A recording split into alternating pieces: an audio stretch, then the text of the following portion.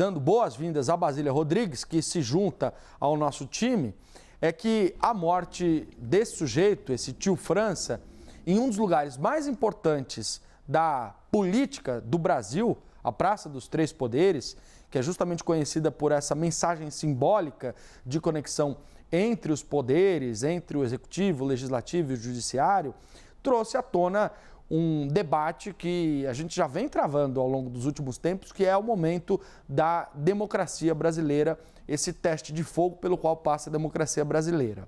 E aí, Basília, um questionamento de se esse sujeito agiu ao que indicam as investigações, ao que você trouxe como relatório da ABIN, como um lobo solitário, ou se ele seria parte de um eventual novo plano golpista. Queria um pouco do teu olhar aqui agora no Live CNN. Bom dia e bem-vindo a você. Oi, tudo bem? Pedro, Renata, que está conosco aqui na tela, todo mundo que está acompanhando as informações na CNN. É informação acompanhada de análise, é claro, sobre isto que ocorreu ontem à noite aqui em Brasília. As semelhanças com o 8 de janeiro são inevitáveis, por isso que rapidamente é traçado esse paralelo do que a gente não aprendeu com aquela confusão, os ataques que investiram, né, contra os principais prédios da República. O Supremo Tribunal Federal, inclusive, foi o prédio, na ocasião, mais arrasado pela tentativa de demolição, pela tentativa de derrubada dos poderes constituídos, né? Entre os 3 prédios mais importantes da República, Palácio do Planalto, Congresso, Supremo Tribunal Federal, as dependências do STF foram as que mais sofreram com o 8 de janeiro. Então, passado muito pouco tempo desde aquele ocorrido, olha aí, estamos de novo,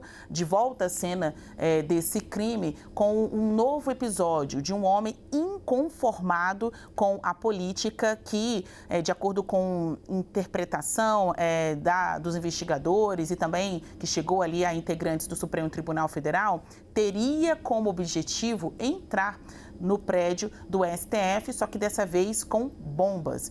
Acho que aqui é um desafio que é lançado a nós, analistas, às autoridades, sobre o que deixou de ser feito do 8 de janeiro para cá. Qual comunicação não foi alinhada para atender às expectativas entre poder público e indivíduos, né, entre as pessoas da sociedade. O episódio de ontem acontece em um cenário político muito confuso ainda aqui no Brasil, mesmo depois de 2 anos das eleições de 2022, em que a foto de momento mostra a população com 30% não querendo ir às urnas para decidir sobre nada, um dado das eleições municipais, em que o índice daqueles que gostam e dos que não gostam da atual gestão que comanda o Brasil é muito próximo, né? Os que fazem avaliação positiva, regular e péssima do governo, eles quase empatam entre si, de acordo com as últimas pesquisas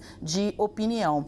É impossível dissociar o que ocorreu ontem do 8 de janeiro, sendo o palco o STF e agora as investigações nas mãos, no olhar das mesmas pessoas que apuram aquele inquérito que tem como protagonistas milhares de pessoas. A Polícia Federal com Andrei Rodrigues e o ministro Alexandre de Moraes, que é o relator daquele inquérito e que agora também vai conduzir estas novas investigações. É um outro inquérito, é o mesmo inquérito, a princípio, que a gente sabe que são investigações associadas. Isso porque o Vanderlei Luiz, que é um homem-bomba que acabou tirando a própria vida ontem à noite, fez várias publicações na internet em um tom de represália contra as condenações dos investigados pelo 8 de janeiro. Então, agora ele volta à frente do STF, se aproxima da Estátua da Justiça, que é um dos grandes símbolos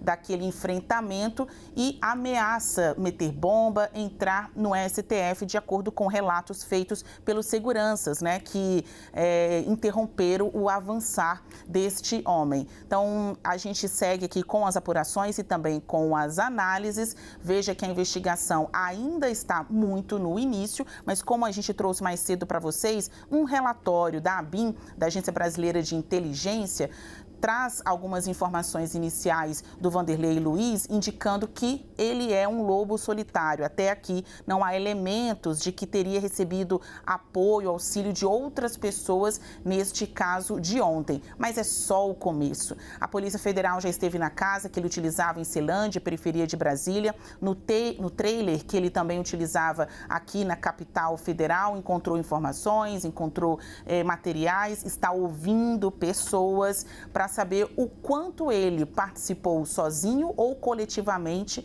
deste ataque ontem à noite. Fato é que o imaginário, que é o descontentamento com a vida no Brasil, ele tem em comum com as pessoas que foram até aqui julgadas e condenadas pelo Supremo Tribunal Federal pela tentativa de golpe do 8 de janeiro. É isso, Basília. E queria também dividir um pouco essa bola com a Renata aqui, Renata, porque o que a Basília está trazendo para a gente é uma dicotomia entre dois lados dessa história, o aspecto simbólico e o aspecto prático. A gente tem, do ponto de vista simbólico, tudo que representa um ataque, mais uma vez, à sede dos três poderes e o que isso significa para a nossa democracia, para esse debate que está já em curso desde o início do ano passado sobre a democracia, mas que pode até ser remontado de um pouco antes, com tudo que aconteceu na campanha de 2018. E tem também um aspecto prático, né, Renata? Que é efetivamente quem era esse homem, por que ele fez esse ataque, qual era a motivação dele, como é que fica a segurança em Brasília agora, se vai ter algum tipo de mudança, como é que fica a segurança no Rio de Janeiro, que está recebendo os chefes de Estado, os representantes diplomáticos no G20. Então, são dois debates que acontecem de forma simultânea e eu queria ouvir um pouquinho a tua visão sobre isso, Renata.